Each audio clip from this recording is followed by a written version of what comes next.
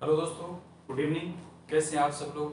आशा है कि आप सभी अच्छे हैं, खुश हैं, मस्त हैं। तो इसी प्रकार खुश रहिए, मस्त रहिए। हम चर्चा कर रहे थे राजस्थान हिस्ट्री के बारे में और राजस्थान हिस्ट्री में हमने टॉपिक उठाया था परतियार वंश से। 4 विशिष्ट वर्ण हुए थे। माउंट आबू में एक मुनि थे, उनके द्वारा यज्ञ किया गया था जिससे उन्हें क्या है 4 वीर पुत्र प्राप्त हुए थे, जिनमें क्या है परतियार, परमार, सोलंकी, चौहान और चालुक्य ये थे। इनके बारे में हम पहला पढ़ रहे थे परतियार वंश। कौन सा है? परतियार वंश है, इसके बारे में चर्चा कर रहे थे। तो इसमें हमने देखा परतियार वंश की अगर शाखाओं की अगर बात करते हैं तो राजस्थान में हमारी मुख्य 2 शाखाएं थी। पहली मंडोर जोधपुर है और दूसरी भीलवाड़ा जालोर है। वैसे ही अगर मुख्य शाखा की बात करते हैं तो तीसरी कन्नौज यूपी का जो क्षेत्र था वहां की इसकी एक शाखा थी, वहां पर भी क्या परतियार रहते थे। तो ये जो यूपी का क्षेत्र है, कन्नौज का क्षेत्र है, ये गंगा और यमुना दोनों के बीच का क्षेत्र है। गंगा और यमुना के बीच में होने के कारण यह उपजाऊ भूमि है। यहाँ पर क्या है दोआब बनता है। 2 नदियों के बीच का स्थान क्या कहलाता है? दोआब है। यहाँ पर भूमि बहुत उपजाऊ है। ठीक है, तो इस क्षेत्र के आसपास क्या परतियार गए थे और उन्होंने अपनी राजधानी को बसाया था। इससे पहले परतियारों के जाने से पहले क्या वहां पर अन्य शासक थे, वो यहाँ पर रहते थे। उनको खदेड़ कर इन्होंने वहां पर क्या अपनी वास्तविक सत्ता स्थापित की थी। 606 से लेकर 647 तक उत्तरी भारत के महान शासक होते हैं। कौन से थे? इसकी बात करते हैं हर्षवर्धन। हर्षवर्धन के काल में एक चीनी यात्री हेनसांग युवांगसांग यात्रा करने के लिए आता है। भीलमाल ये आए थे, उन्होंने इसको क्या कहा था? पिलोमलो कहा था। अब हम गुर्जर जो परतियार है उसके बारे में पढ़ें। कौन सा आता है? गुर्जर परतियार। गुर्जर परतियार पहला तो पॉइंट इसमें आ जाता है कि गुर्जर परतियार कौन है। पहला शुरुआत की अगर बात करते हैं तो इसमें पूछ लिया जाता है कि गुर्जर परतियार है कौन। इसमें भीलवाड़ा की अगर बात करते हैं, भीलवाड़ा जालोर का क्षेत्र है।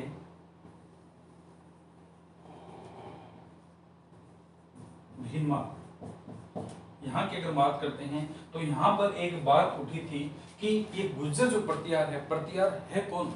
गुर्जर परतियार है कौन? इनका नाम गुर्जर क्यों पड़ा? क्या यह ब्राह्मण है, क्षत्रिय है, वैश्य या शूद्र है? तो इसकी अगर हम बात करते हैं, सर्वप्रथम चर्चा करते हैं तो मंडोर जोधपुर के आसपास का क्षेत्र है। इन्हें गुर्जर परतियार क्यों कहा गया? मंडोर और उसके आसपास का जोधपुर का जो क्षेत्र है वो प्राचीन समय में गुजरातरा कहलाता था। किस नाम से जाना जाता था? गुर्ज रात्रा के नाम से जाना जाता था। ये वंश जो परतियार थे यहाँ पर आकर बसे थे, इसलिए ये क्या कहलाए थे? गुर्जर परतियार। तो पहला तो पॉइंट ये आते हैं कि इन्हें गुर्जर क्यों कहा जाता है? क्योंकि मंडोर व जोधपुर है, मंडोर और जोधपुर के आसपास का जो क्षेत्र है वो क्या कहलाता था? गुर्ज रात्रा है, इसलिए इन परतियारों को गुर्जर परतियार कहा गया। इन परतियारों को क्या कहा गया? गुर्जर परतियार कहा गया। अब फिर पूछा जाता है कि गुर्जर परतियार है कौन? ब्राह्मण है, क्षत्रिय है, वैश्य या क्या है? शूद्र है। तो इसमें दूसरा पॉइंट आता है कि गुर्जर जो परतियार है कौन है? गुर्जर परतियार कौन है? नंबर 1 आता है क्या ये ब्राह्मण है? क्या गुर्जर परतियार ब्राह्मण है? दूसरा क्षत्रिय है। तीसरा क्या ये वैश्य है? और चौथा इसमें पूछा गया कि क्या यह शूद्र है? क्या यह शूद्र है? तो गुर्जर परतियार के बारे में बात उठी। सर्वप्रथम तो इन्हें गुर्जर क्यों कहा गया? गुर्जर इन्हें गुजरातरा के आसपास बसे होने के कारण इन्हें गुर्जर कहा गया। दूसरा, इसकी अगर हम बात करते हैं गुर्जर परतियार कौन है? ब्राह्मण है, क्षत्रिय है, वैश्य या शूद्र है? ये हमारे चारों क्या है? वर्ण है। सभी लोग जानते होंगे ये वर्ण होते हैं। चारों क्या है? वर्ण है। पूछा जाता है कि निम्न में से किस वर्ण से संबंधित? तो कईयों ने कहा तो ब्राह्मण थे, कई क्षत्रिय कहते हैं, कई वैश्य, कई क्या है? शूद्र है। इन वर्णों के बारे में जानकारी हमें ऋग्वेद के 10वें मंडल के पूर्व सूक्त से प्राप्त होती है। तो ये क्या है? चारों जो वर्ण हैं इनकी जानकारी हमें ऋग्वेद के 10वें मंडल के पूर्व सूक्त से प्राप्त होती है। पता चलता है कि इनमें ब्राह्मण, क्षत्रिय, वैश्य और शूद्र है, उनके किस प्रकार वर्ण जो है बनाए गए हैं, किस प्रकार का व्यक्तित्व होगा तब इसे ब्राह्मण कहा जाएगा, किस श्रेणी में रखा जाएगा? क्षत्रिय होगा उन्हें किस श्रेणी में रखा जाएगा? कौन से जो लोग होंगे उनके क्षत्रिय श्रेणी में आएंगे? तो इस प्रकार ऋग्वेद के 10वें मंडल के पूर्व सूक्त से हमें इसके बारे में जानकारी मिलती है। तो पहला तो क्या गुर्जर परतियार कौन है? ब्राह्मण, क्षत्रिय, वैश्य या शूद्र है। ठीक है, तो इन्हें अलग अलग मतों के अनुसार अलग लेने बताया गया था। ज्यादातर इनका कार्य क्या था? लड़ाई झगड़ा। प्रत्यार वंश की अगर हम बात करते हैं तो उन्हें राक्षसों का संहार किया था, तो ये क्या थे? क्षत्रिय थे। ये क्या थे? क्षत्रिय थे। अब हम बात करते हैं, इससे आगे पढ़ते हैं कि द्वाब जो क्षेत्र है, गंगा और यमुना के बीच का जो द्वाब क्षेत्र है, उसके शासक कौन थे? जब प्रत्यार यहां पर आते हैं, ये तो कौन सा था? गंगा है, और ये अपना कौन सा? यमुना है। यहाँ का दोआब क्षेत्र है, दो नदियों के बीच की भूमि क्या कहलाती है? दोआब है। ये क्या है? अपनी यूपी कन्नौज में, यूपी कन्नौज में। ये अपना भारत है, ये अपना भारत है। और इसकी अगर हम बात करते हैं, इधर दक्षिणी की तरफ आती है। उत्तरी भारत और दक्षिणी भारत दो भागों में डिवाइडेशन है। कर्क रेखा की अगर बात करते हैं तो दो भागों में इनका उत्तरी और दक्षिणी भारत में क्या है? फैली हुई है। 23.5 डिग्री जो कर्क रेखा है, 23.5 डिग्री कर्क रेखा मध्य से गुजरती है, दो भागों में बांटती है। तो यहाँ की अगर हम बात करते हैं, उत्तरी भारत की अगर हम बात करते हैं, तो यहाँ प्रतिहार वंश की स्थापना, वंश की स्थापना हरिश्चंद्र ने की थी, और राजधानी किसको बनाया था? मंडोर। पहला तो पॉइंट आता है कि उत्तरी भारत की तरफ मंडोर जो था, राजधानी था, इसकी स्थापना किसके द्वारा की गई? उत्तरी भारत में राजा हरिश्चंद्र के द्वारा प्रत्यार वंश की स्थापना की जाती है, और इनके द्वारा राजधानी मंडोर को बनाया गया। इनकी राजधानी किसको बनाया गया था? मंडोर को है। और इस समय यूपी कन्नौज के शासक कौन से थे? इंद्रायुध थे। कौन आते हैं? इंद्रायुध है। ये नाम मात्र के शासक, नाम मात्र या अयोग्य शासक कहा जाता है। इन्हें नाम मात्र या क्या कहा जाता है? अयोग्य शासक के नाम से जानते हैं। तो यूपी दोआब का जो क्षेत्र था, कन्नौज का क्षेत्र था, वहां के शासक इंद्रायुध थे। ये नाम मात्र या अयोग्य शासक जाने जाते हैं। क्यों? ये ज्यादा क्या है? लड़ाई झगड़ा नहीं किया करते थे, ठीक है, शांत स्वभाव के व्यक्ति थे। इधर जो अपना प्रत्यार वंश की स्थापना है, राजस्थान की अगर हम बात करते हैं, प्रत्यार वंश की स्थापना हरिश्चंद्र ने की थी, और राजधानी किसको बनाया था? मंडोर को बनाया गया। इधर आते हैं, बंगाल के पाल वंश की स्थापना है। बंगाल के पाल वंश की स्थापना कौन आते हैं? गोपाल। प्रश्न पूछे जाते हैं कि बंगाल के पाल वंश की स्थापना किसने की? इधर तो कौन से थे? इंद्रायुध शासक थे। अगर मंडोर की अगर मैं बात करूं तो यहाँ के शासक कौन से थे? राजा हरिश्चंद्र। और अपने बंगाल के पाल वंश की स्थापना किसने की थी? बंगाल के पाल वंश की स्थापना किसके द्वारा की गई थी? गोपाल के द्वारा की गई थी। और इधर आते हैं, राष्ट्रकूट वंश आता है। एक दक्षिण तरफ कौन सा आता है? राष्ट्रकूट है। राष्ट्रकूट वंश की स्थापना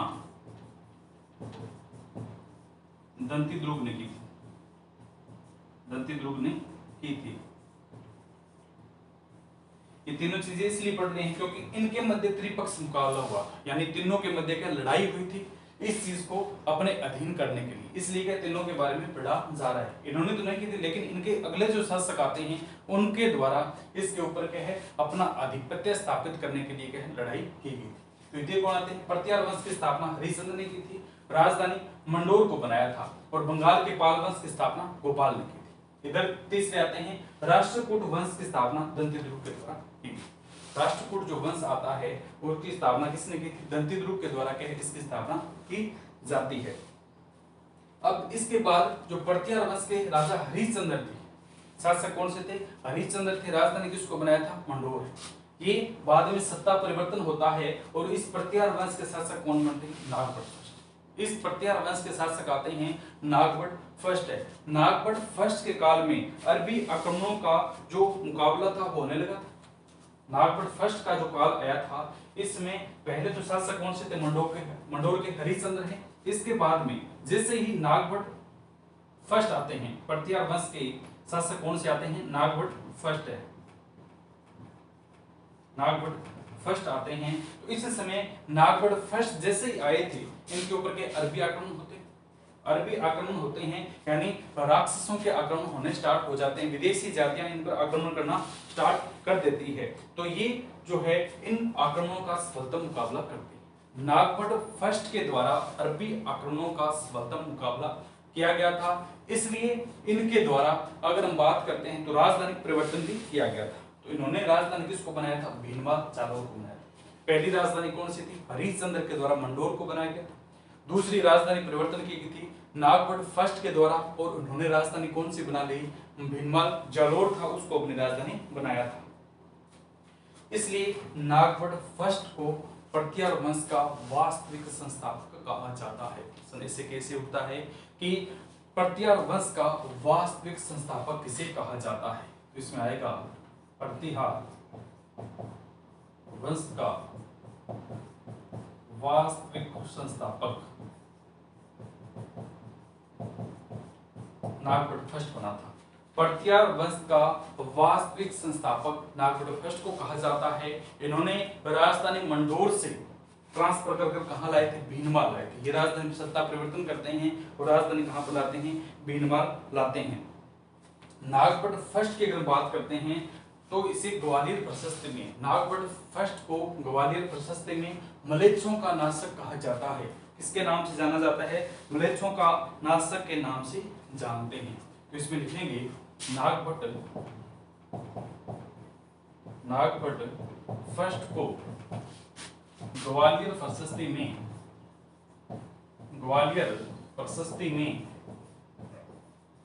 मलेच्छों का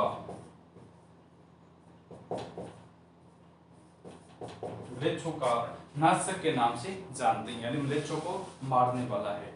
अब पूछा जाएगा कि इन क्षेत्रों के अंदर इसके ऊपर लगातार आक्रमण क्यों हो रहे थे? क्योंकि उपजाऊ भूमि थी, इसलिए क्या है, ये भी इस पे आक्रमण करेंगे, ये भी करेंगे, ये भी करेंगे।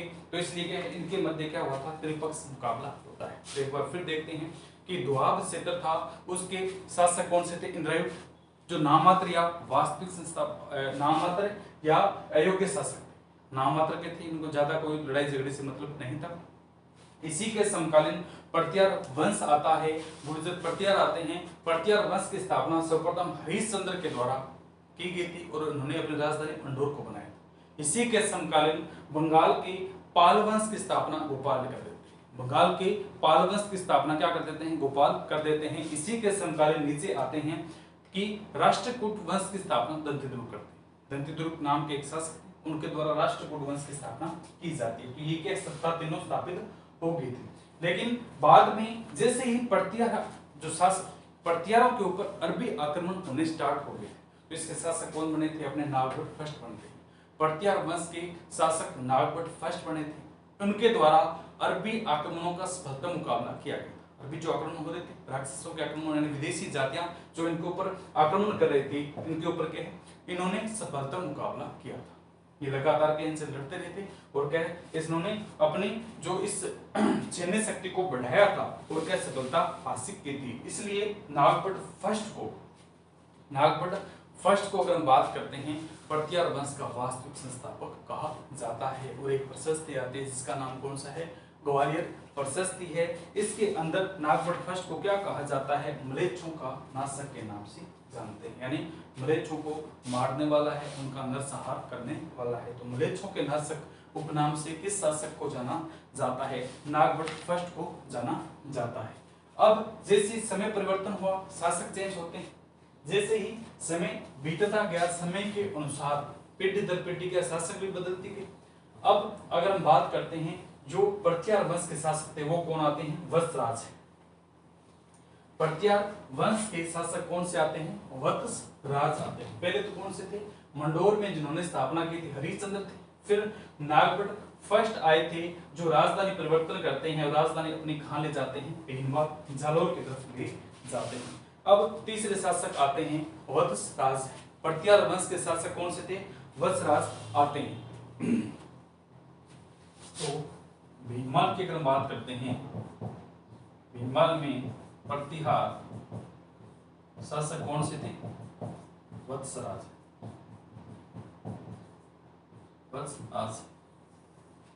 इनमें केवल पूछा जाता है कि किस समय कौन से समकालीन शासक थे और किन किन के मध्य त्रिपक्षीय मुकाबला हुआ था और इस समय में इस मुकाबले में कौन विजयी रहा था। तो ये तो कौन से आते हैं? भीनमाल की अगर बात करते हैं तो यहाँ प्रत्यार शासक वत्सराज थे। अगर यहाँ की अगर बात करते हैं, बंगाल के पाल वंश की स्थापना तो किसके द्वारा की गई थी? गोपाल के द्वारा की थी। लेकिन इस समय जब बाद में सत्ता परिवर्तन होते हैं तो इसके शासक कौन से आते हैं? धर्मपाल है। बंगाल के पाल वंश के संस्थापक कौन से हो जाते हैं? पाल वंश के संस्थापक धर्मपाल। इधर भी शासक चेंज हो गया, यहाँ वत्सराज आए हैं और इधर कौन से आते हैं, धर्मपाल आ गए। ठीक है, तो जाहिर सी बात है कि द्वाब क्षेत्र था, जो इंद्रायण यहाँ के शासक थे वहां पर भी चेंज होते हैं, और वहां के शासक जो होते हैं वो ज्यादा क्या है, इंद्रायण थे वो ज्यादा क्या है इधर उधर नहीं आते थे, तो ये क्या है शांत स्वभाव से यहाँ बैठे थे। इंद्रायण यहाँ के शासक कौन से आते हैं, इंद्रायण है। कन्नौज यूपी के शासक कौन से थे, इंद्रायण थे। इसी प्रकार जो नीचे बनाया था हमने, राष्ट्रकूट वंश के शासक कौन से बनते हैं, ध्रुव है। पहले कौन से थे, दंती ध्रुव है। अब कौन से आते हैं, राष्ट्रकूट वंश के शासक ध्रुव थे। तो ये क्या था, इंद्रायण अगर हम बात करते हैं यूपी दोआब कन्नौज क्षेत्र, ये क्या था, उपजाऊ भूमि थी। उपजाऊ भूमि को सारे अपने अधिपत्य में करना चाहिए, सारे ही सोचते कि हमारे अधीन आ जाए, ये सोचता कि मेरे अधीन हो जाए, ये सोचता मेरे, और ये सोचता कि मेरे अधीन हो जाए। तो इन तीनों ने क्या इस क्षेत्र पर अपना आधिपत्य करने के लिए, इन्होंने आधिपत्य करने के लिए क्या है, इस पर आक्रमण किया था। इस पर क्या है, आक्रमण करते हैं। प्रतिहार वंश के शासक वत्सराज थे, ये इस दोआब क्षेत्र पर क्या है, आक्रमण करते हैं और ये इस क्षेत्र को जीत जाते हैं। फिर ये दो शासक थे, ये सोचते हैं कि हम इसको यहाँ से हटाएं, तो ये दोनों मिलकर क्या है, इस पर अपना जो क्या है हमला करते हैं। ये दोनों मिलकर इसके ऊपर हमला करते हैं। इसको क्या कहा जाता है, त्रिपक्ष मुकाबला है, यानी कन्नौज को लेकर त्रिपक्षीय मुकाबला हुआ था। इससे प्रश्न पूछा जाता है कि त्रिपक्ष मुकाबला किन किन के मध्य हुआ, वो कौन कौन से शासक थे जिनको लेकर त्रिपक्ष मुकाबला हुआ था। कन्नौज क्षेत्र को अपने अधीन में करने के लिए त्रिपक्ष मुकाबला होता है, तीन शासकों के मध्य का युद्ध हुआ था। तो वो कौन से आते हैं, पहले तो आते हैं भीनमार के कौन से आते हैं, प्रतिहार वंश के शासक है वत्सराज है, बंगाल के पाल वंश के धर्मपाल है, और राष्ट्रकूट वंश के संस्थापक है ध्रुव फर्स्ट। राष्ट्रकूट वंश के संस्थापक है ध्रुव है, इनके मध्य क्या हुआ था, हमला हुआ था। ठीक है, ये अगर हम बात करते हैं इनके मध्य में, तीनों के मध्य क्या है, ये युद्ध लड़ा गया था। इसे क्या कहा जाता है, त्रिपक्ष मुकाबला कहा जाता है, और कन्नौज को विशेष रूप से लेकर हुआ था। ठीक है, इसके ऊपर क्या है, अरबी आक्रमण हो रहे थे, अरबी आक्रमण, इन्होंने इसके ऊपर आक्रमण किया था, ये सत्ता अपने अधीन की थी, लेकिन इनके ऊपर फिर अरबी आक्रमण हो जाते हैं। ये क्या कमजोर हो गए, प्रतिहार के कमजोर हो गए थे। तो ये राष्ट्रकूट वंश के संस्थापक है ध्रुव थे, ये इस युद्ध की अगर बात करते हैं, त्रिपक्ष जो मुकाबला हुआ था, इस त्रिपक्ष संघर्ष की अगर बात करते हैं, ये जीत गया था। ध्रुव फर्स्ट क्या है, इसमें जीत जाता है। इन दोनों ने मिलकर लड़ा था। पहले तो इन्होंने सत्ता स्थापित की थी, लेकिन इनके ऊपर अरबी आक्रमण स्टार्ट हो जाते हैं, तो ये कमजोर हो गए थे, और ध्रुव फर्स्ट है ये मुकाबला जीत जाता है। ध्रुव फर्स्ट क्या है, मुकाबला जीत जाता है। त्रिपक्ष किसके लिए हुआ था, कन्नौज के लिए हुआ था। ये क्या लगभग लंबे समय तक चलने वाला युद्ध था, एनडा युद्ध था, लंबे समय तक चलता ही रहा। फिर पहले तो क्या है, ये अगर त्रिपक्ष मुकाबले की अगर बात करते हैं, ध्रुव फर्स्ट जीत जाता है, लेकिन थोड़े ही समय बाद ये भीलवाल के प्रतिहार शासक थे, ये फिर इसके ऊपर आक्रमण करते हैं, दोबारा से क्या है, इसके ऊपर ये अधिकार कर लेते हैं। ये क्या है, दोबारा से इसके ऊपर अधिकार करते हैं। तो जीतने वाला तीनों त्रिपक्ष मुकाबले में कौन जीतता है, ध्रुव फर्स्ट जीत जाता है। तो पूछा जाता है कि निम्न में से त्रिपक्ष मुकाबला किन किन के मध्य हुआ था। प्रतिहार है, पहला कौन सा आता है, प्रतिहार ये था। दूसरा कौन सा आता है, पाल वंश था, और तीसरा कौन सा आता है, दंती ध्रुव। ठीक है, दंती ध्रुव तो यहाँ का शासक था, राष्ट्रकूट है। तो तीनों के मध्य क्या युद्ध लड़ा गया था, राष्ट्रकूट है। या तो पूछा जाएगा शासक के बारे में, या कौन कौन से तीन जो जातियां थी उनके मध्य क्या है, कन्नौज को लेकर के मुकाबला हुआ था। तो कौन से आते हैं, प्रतिहार है, परमार है, प्रतिहार है, पाल है, और राष्ट्रकूट है। अंतिम रूप से अगर हम बात करते हैं, अंतिम रूप से विजयी कौन रहे थे, प्रतिहार रहे थे। इसमें क्या है, पहले त्रिपक्ष मुकाबले में तो कौन जीता है, ध्रुव जीता है, लेकिन इस मुकाबले में अंतिम रूप से विजयी कौन रहता है, प्रतिहार है। अंतिम रूप से विजयी कौन रहते हैं, प्रतिहार रहते हैं। ठीक है, समझ में आया होगा कि सर्वप्रथम हमने चर्चा की थी, गंगा यमुना के बीच का क्षेत्र है जिसे दोआब कहा जाता है। इसके शासक इंद्रायण थे, वो शांत स्वभाव के व्यक्ति थे, उन्हें किसी से कोई मतलब नहीं, जैसा था वैसा चल रहा था। लेकिन इसी के समकालीन जो प्रत्यार वंश की स्थापना होती है, मंडोर में हरिश्चंद्र है वो इसको राजधानी बनाते हैं और प्रत्यार सत्ता स्थापित करते हैं। इसी के समकालीन अगर हम बात करते हैं, बंगाल के पाल वंश की स्थापना गोपाल करते हैं और दंतिद्रुप वंश की स्थापना अगर हम बात करते हैं, राष्ट्रकूट वंश की स्थापना दंतिद्रुप करते हैं। तो ये इस क्षेत्र को अपने अधीन करेंगे, अधीन करने के लिए इसके ऊपर आक्रमण करने की योजना सोचते हैं, लेकिन सत्ता परिवर्तन होते हैं और सत्ता परिवर्तन होने के कारण प्रत्यार वंश के संस्थापक नागभट्ट फर्स्ट आ जाते हैं। नागभट्ट फर्स्ट जैसे ही आई तो अरबी आक्रमण उनके ऊपर स्टार्ट हो जाते हैं। तो इन अरबी आक्रमणों से नागभट्ट फर्स्ट के सबलतम के है लड़ाई झगड़ा करते हैं और उनको क्या भगाते हैं और विजय प्राप्त करते हैं। इसलिए इन्हें मलेच्छों के नाशक के नाम से जाना जाता है। लेकिन समय बीतता है, सत्ता परिवर्तन होता है, यहाँ के शासक इंद्रायुधी थे, लेकिन अगर मैं बात करूं प्रत्यार वंश के संस्थापक की बात करते हैं वो चेंज हो जाते हैं। वो कौन से थे? वस्त्रराज थे। इधर बंगाल के पाल वंश के स्थापना जो संस्थापक थे वो कौन से हो जाते हैं? धर्मपाल है। और तीसरे कौन से आते हैं? राष्ट्रकूट वंश के संस्थापक कौन से आते हैं? ध्रुव फर्स्ट आ जाते हैं। तो ये तीनों हैं। अब कोई चीज उपजाऊ होगी या जहां से हमें ज्यादा मुनाफा होगा तो उसके ऊपर सारे अधीन करने की कोशिश करेंगे। तो इन तीनों ने सोचा क्यों ना इसके ऊपर क्या है अपना आधिपत्य स्थापित किया जाए। सर्वप्रथम प्रत्यार शासक थे, वस्त्रराज थे, इनके द्वारा योजना बनाई, इन्होंने इसके ऊपर आक्रमण किया तो इन्होंने इस क्षेत्र को जीत लिया था। लेकिन बाद में इनके ऊपर अरबी आक्रमण होते हैं। अरबी आक्रमण होने के कारण दोनों तरफ ध्यान नहीं दे पाए तो ये इनके ऊपर अरबी आक्रमणों से लड़ाई करते थे। इनसे क्या है सफलतम योजना बनाने के चक्कर में इस क्षेत्र को खो देते हैं। ये दोनों मिलकर के इस क्षेत्र पर क्या है अपना आधिपत्य स्थापित कर लेते हैं। और इन तीनों के मध्य एक युद्ध होता है जिसे कन्नौज का त्रिपक्षीय मुकाबला कहा जाता है। और इस मुकाबले में ध्रुव फर्स्ट विजयी रहते हैं। ध्रुव फर्स्ट क्या है? विजयी रहते हैं, इस क्षेत्र को अपने अधीन करते हैं। लेकिन थोड़े समय बाद प्रत्यार शासक थोड़े रुकने वाले थे। थोड़े समय बाद प्रत्यार शासक जो थे इसके ऊपर पुनः आक्रमण करते हैं और इस क्षेत्र को अपने अधिकार में कर लेते हैं। तो प्रश्न पूछ लिया जाता है कि अंतिम रूप से कन्नौज को लेकर कौन विजयी रहा था? तो वो अपने कौन रहते हैं? प्रत्यार रहते हैं। अब पूछा जाता है कि प्रत्यार शासक थे, वस्त्रराज प्रत्यार शासक थे, इसे किस नाम से जाना जाता है? ये विजयी रहे थे। वस्त्रराज की अगर हम बात करते हैं तो ये किसी भी युद्ध में नहीं हारे थे। प्रत्यार वंश का प्रतापी शासक के नाम से जाना जाता था। तो वस्त्रराज को क्या कहते हैं? प्रत्यार वंश का प्रतापी शासक, प्रतापी शासक। नागभट्ट फर्स्ट को किस नाम से जानते थे? ग्वालियर प्रशस्ति में मलेच्छों के नाशक के नाम से जानते थे। लेकिन जैसे वस्त्रराज की तरफ आते हैं तो इन्हें प्रत्यार वंश का प्रतापी शासक के नाम से जाना जाता है और इन्हें दूसरा रणहस्तीन भी कहा जाता है। दूसरी इनकी उपाधि कौन सी आती है? रणहस्तीन के नाम से जानते हैं। तो वस्त्रराज प्रत्यार को जो प्रत्यार शासक थे, वस्त्रराज जो प्रत्यार थे इन्हें प्रत्यार वंश का प्रतापी शासक के नाम से जाना जाता है और इनकी दूसरी उपाधि कौन सी आती है? रणहस्तीन है। प्रश्न पूछ लिया जाए कि त्रिपक्षीय मुकाबला किन किन के मध्य हुआ था? तो त्रिपक्षीय मुकाबला 3 शासक थे, इंद्रायुध यहाँ का, कन्नौज का था। इनको यहाँ से हटाने के लिए प्रत्यार वंश के संस्थापक वस्त्रराज थे, प्रत्यार थे, उनके मध्य। और दूसरा कौन सा था? धर्मपाल। और तीसरा ध्रुव फर्स्ट के हुआ था। ध्रुव फर्स्ट इस मुकाबले में विजयी रहे थे, लेकिन अंतिम रूप से इस युद्ध में विजय की बात करते हैं तो प्रत्यार रहते हैं, क्योंकि पुनः आक्रमण करते हैं, उस क्षेत्र को अपने अधीन कर लेते हैं। इसलिए अगर हम बात करते हैं वस्त्रराज को गुर्जर प्रत्यार का वास्तविक या प्रतापी शासक कहा जाता है। नागभट्ट फर्स्ट को वास्तविक संस्थापक के नाम से जाना जाता है। अब फिर सत्ता परिवर्तन होता है और जो प्रत्यार वंश के संस्थापक थे वो कौन से आ जाते हैं? प्रत्यार भीनमाल में जो प्रत्यार संघ था, भीनमाल में प्रत्यार शासक थे, वो कौन थे? नागभट्ट सेकंड। नागभट्ट सेकंड आ जाते हैं। पहले तो कौन से थे?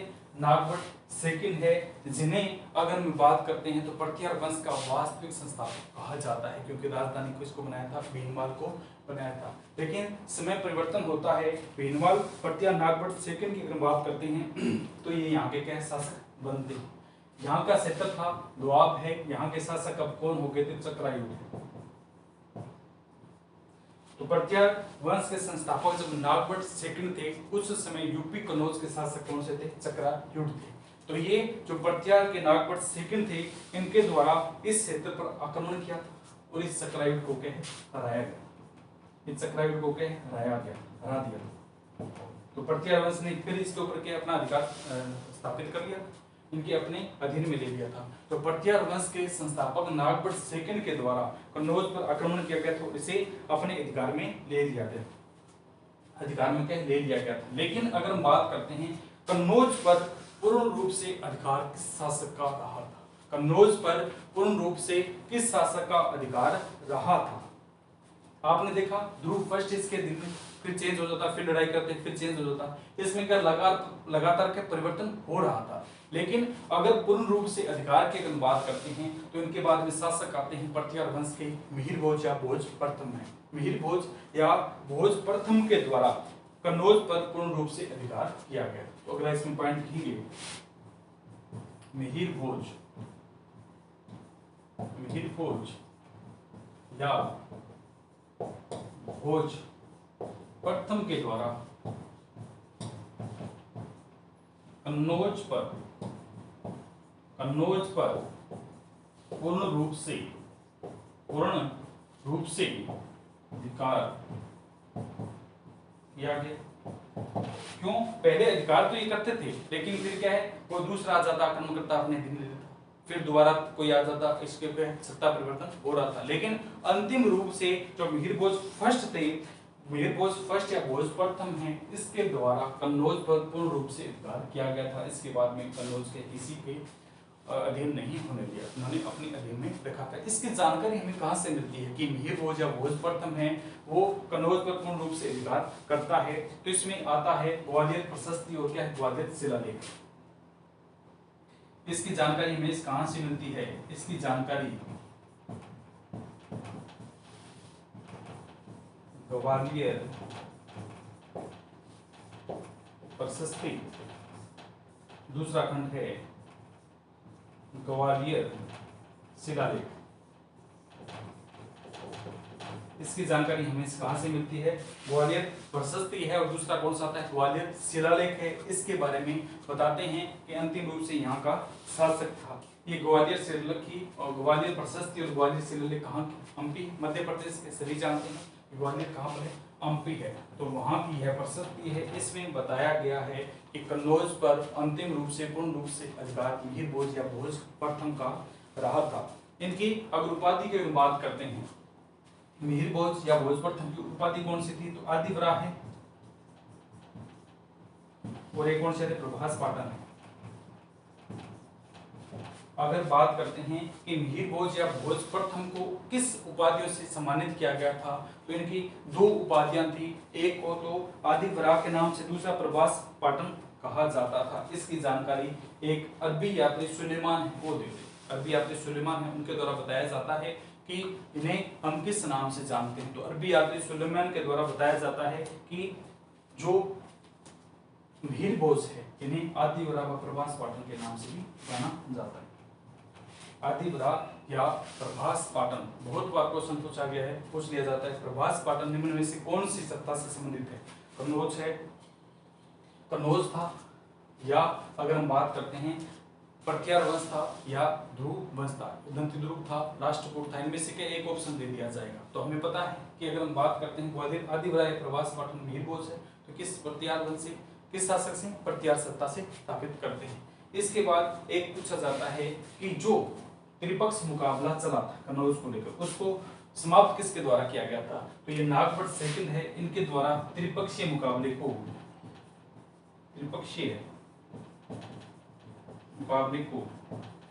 समाप्त किया। प्रश्न पूछ लिया जाए, त्रिपक्षीय मुकाबले को समाप्त किस शासक के द्वारा किया गया था, पटियार वंश का वह कौन सा शासक था जिसके द्वारा इस त्रिपक्षीय मुकाबले को समाप्त किया गया था, तो वो कौन से आते हैं, नागभट्ट सेकंड, नागभट्ट के हैं सेकंड आते हैं। तो ये वंशराज जो पटियार थे इनके द्वारा क्या है, हमारे राजस्थान का जो क्षेत्र है इसमें क्या है, बहुत से कार्य किए गए। इनके द्वारा ओसिया जोधपुर है, वहां पर क्या सचेय माता का मंदिर बनाया गया।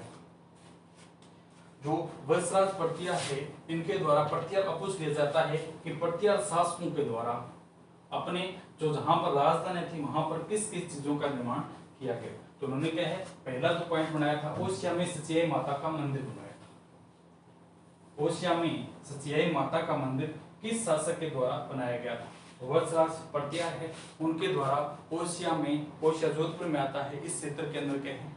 सर्वप्रथम इनके द्वारा सचेई माता का मंदिर बनाया गया था। यह हमारा पंचायतन या महामारू शैली में है। तो पहले लिखते हैं ओसिया जोधपुर में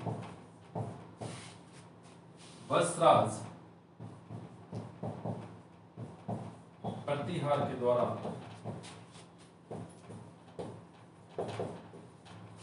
सचेई माता का मंदिर बनाया गया था। माता का मंदिर बनाया गया। यह